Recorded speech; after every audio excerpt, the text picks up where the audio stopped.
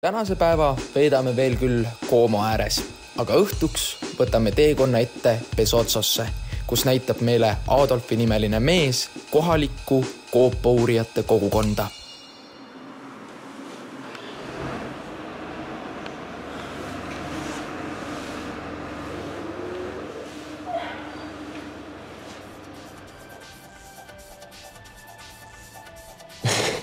Kuidagi me ärkasime üles nende briti tüdrukute korteris. Põhimõtteliselt me kohtusime ühes linnas. Ma nägin seda tüdrukut suitsetamas väga esteetiliselt ühe tänavanurga peal. Ja siis mõtlesin, lähme vaatame, mis toimub. Ja tuli välja, et nad on siia Itaalia väiksesse külakesse jäetud juba peaaegu 8 kuuks. Nad töötavad siin ühes kunstigaleriis ja nad olid väga entukad kohtuda teiste inimestega, kes ei ole itaallased või turistid.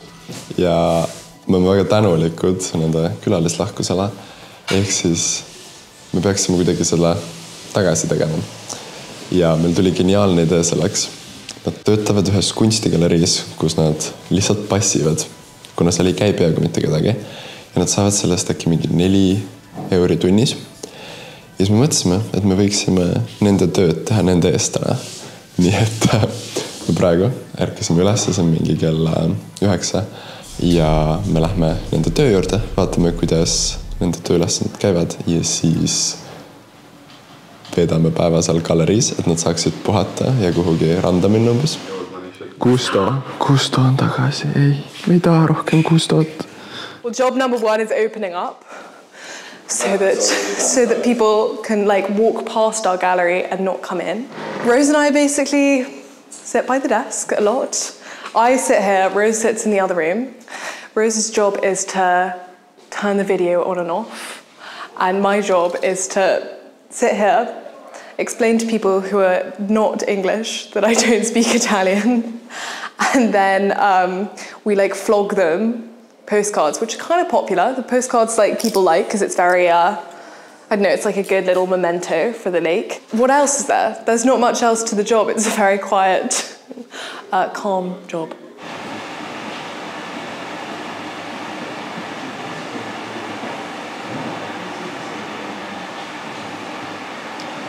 How did you like the gallery?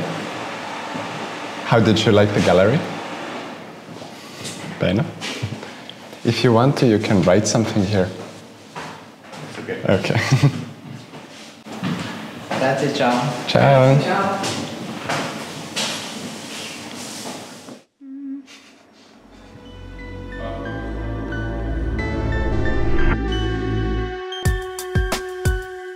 Võib vist öelda, et nad ei valetanud, kui nad ütlesid, et siin ei käi peaaegu mitte kedagi. Aga nagu klassikaline ütlus kinnitab, siis igast sadamast leiab ikka eestlase. Ja nii jõudsid ka ühtäkki meie galeriisse 2 Eesti rändurit. Edukat reisi, edukat ilmi teile kõigile. Ciao. Ja tasapisi sai hommikust lõunani, et meil oli tegelikult aeg oma asjad kokku korjata nende galeriist ja nüüd me hakkasime sõitma Bezotso kanti, mis on umbes 2 tunni kaugusel ja seal me siis saame Adolfiga kokku. Ja me oleme veits tegelikult hangover ja natuke liiga vähe maganud, ehk siis see, et me saame nüüd selle öö magada majas, ma arvan, on väga-väga kasulik ja siis homme on äkki rohkem energiat, et avastada neid koopaid. Enne Bezotsosse jõudmist otsustasime tee peal läbi põigata Johannese kodukülast, Isprast.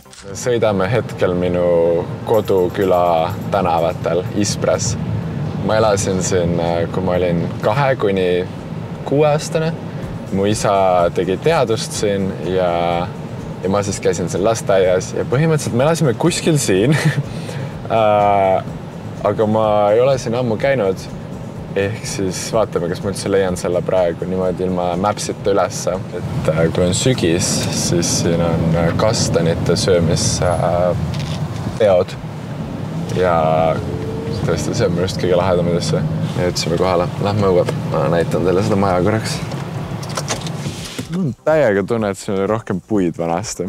Aga ja, ma elasin seal suht kõige tagumises seal all. Kasvatasime perega päevalille. Me isegi ühe korra proovisime arbuuse kasvatada, aga nad läksid mädanema. Ja siis ma ei teagi, ma peamiselt mängisin seal maja ees autodega, ma tegin muru sisse nagu rajad ja ma ei tea.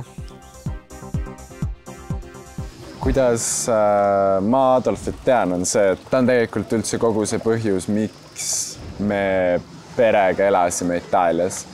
Sest et ta tegi mingeid teadusprojekte mu isaga koos ja siis ta hakkas siin töötama. Siin on siis selline teadusküla ja seal on vaja inimesi igast riigist. Seal on igal Euroopa riigil on oma esindus seal. Ehk siis ta kutsus mu isa siia. Mu isa tuli siia mu emaga 9 aastaks. Siis nad tulid Eestisse tagasi, siis sündisin mina ja siis me tulime siia juba 4 aastaks. Ja Adolf on põhimõtteliselt see inimene, kes mu isa siis kutsus siia Itaaliasse. Trust me, it's paradise. Ja ongi aeg magama minna, et saaks homme juba värske peaga koopaid avastama minna. Head ööd!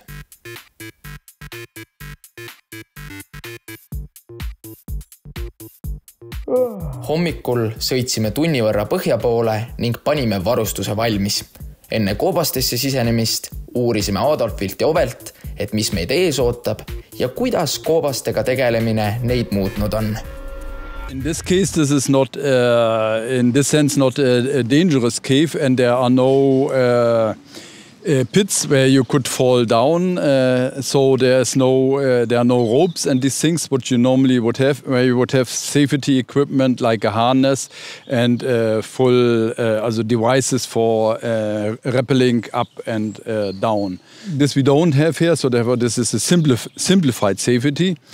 And it's of course clear that we shall not lose anybody. Also, that's the most important thing, that we stay together in order not to get, because there's of course some sideways, and if you don't know, might take some time to get out. Yeah, we have the lights. I checked, of course, so the batteries they are all full.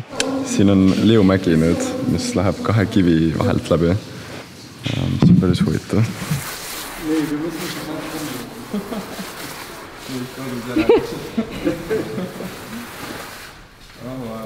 Mul on siuke tunne, et ma nüüd lähen mingisugusesse paralleeldimensiooni.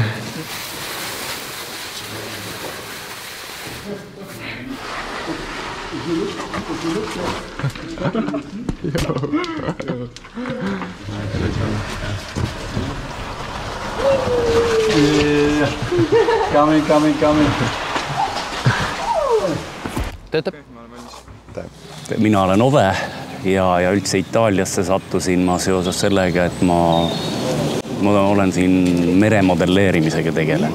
Jõgi, mis siit läbi läheb, see on ka see Margo Raabia, selle võiks nagu, Margo on ka eesti nimi ja Raabia tähendab viha, et seda võikski nii öelda, et vihane jõgi uuristas siia sellise ütleme sellise salakäigu, et näiteks see sama peakoobas, kus sisse minnakse, see on siis antro di morti, ehk see on surnute koobas või surnud ingete koobas. Typically when a stone was in or so then, and with this turbulent swirls and eddies, then it makes these kind of holes here in the water. See oli meie soendusosa ja nüüd me läheme väga kitsastesse osadesse, ehk siis me jätame kaamera tegelikult siia ja lülitame ümber GoPro peale.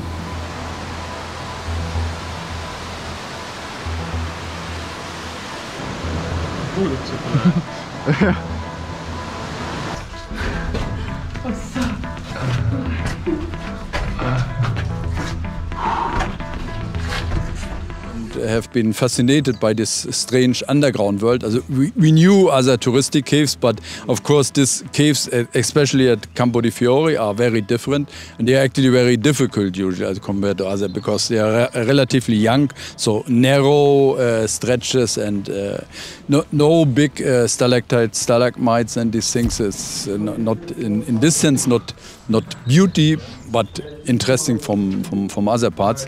It gives me really a lot. It's a combination of discovery. I've been now in some parts where I was for sure the first human who entered. But on the other hand, I really like also the community. I mean, it is caving, you have to trust each other. It's a kind of also social work. I mean, if somebody has a problem there, you have to help, you have to support, and you must be prepared to stay together there, whatever happens. Siin on põhimõtteliselt mingi selline palvekamber, kus on nurgas Neitsi Maarja kuju. Ja me võtsime just hetke, kus me olime täiesti pimedas, täiesti vaikuses koopa sees. Ja see on selline huvitav rahu tekib. See on täiega hull see, et kui sa oled pimeduses ja sa paned silmad kinni, silmalaud ja avad need uuesti, siis sellel ei ole mingit vahet.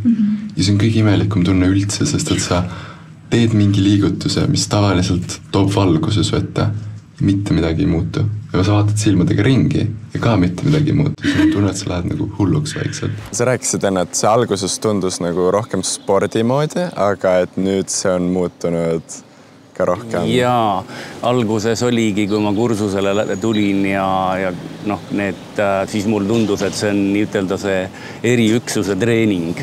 Koopad, sa lähed, need koopad on, ütleme, minust väga palju suuremad inimesed mõnest läbi ei mahu ja sul on seal 10 meetreid vaja nii minna, et käed kõrvale ei mahu, käed on ees ainult nagu uss liigub. Ja vahest on seal muda ka. See tundus et see on selline nagu ekstreemsport. Aga siis, kui me juba rohkem hakkasime käima, siis minu jaoks nagu võib-olla üks avastus oli selles, kui seal näidati kuskil nurgas olid siis luud. Ja öeldi, et need on 5000 aastat karuluud. Ja siis nagu oli selline et seal on nagu teised dimensioonid ka. Ja võib-olla selline osa on nagu hästi tugevalt minust suurenenud, et see mingi respekt nagu looduse vastu. See on The Squeeze. Me oleme kuskil täielikult kaljukivide vahel ja pressime ennast kuskilt läbi nüüd. Vaatame, kuidas läheb. Oh my god. Siin on isegi päris muisa nagu tekk oleks peal. Nagu mis teeb selle nii hulluks on see, et me oleme mingi 20-30 meetrit mäe sees lihtsalt või nagu. Me oleme nagu kõigest nii kaugel.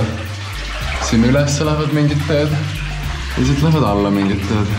Oh my god. Ja sa maandud siia selle asja sisse. Peale sellega, oh my god, täiesti.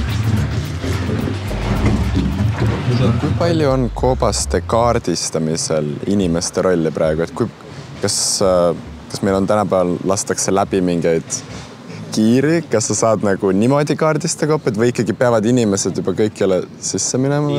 Praegu vähemalt see klubi, kus mina olen, teeb kõik inimene. Ma olen ka seda küsinud ja ütleme avastamise juures on see, et sa saad näha, kus midagi läheb siis selle infrapunaga. Ehk sa näed, kus on temperatuuride vahe, siis sa võid oletada, kui kuskilt tuleb, ütleme talvel, kui kuskilt tuleb soojemat õhku, siis sa eeldad, et sealt nagu tuleb õhk liigub. Suvel on siis vastupidi. Et kui tuleb külma ja mujal on soe, et siis seal on mingi läbikäigu võimalus. See on minu arust praegu ainus põhiline tehniline vahend, mida tegelikult ei lähe, koopad on nii paksud, et seal ei ole ei saa infot kätte. Veider on mõelda, mida inimesed teevad selleks, et lõbu tunda. Lihtsalt pressime kuskil oma kehasid läbi. Aga samas mul on siuke tunne, et see on selline tegevus, mis õpetab päris hästi siin nagu oma keha tundma ka, siis sa pead nagu täpselt aru saama, kus su jäsemed on ja millised su dimensioonid on, et ennast pigistada läbi kuskilt. 2 tükki. See on selle koha maailma esimene lõuatõmme. Ma olen nii pikk selleks, nagu see on üks nendest tegevustest, mida mul on nii halb teha. Ja tõesti see tunne, et sa õpid nagu oma jäsemeid tundma, vaata, et päris keeruline.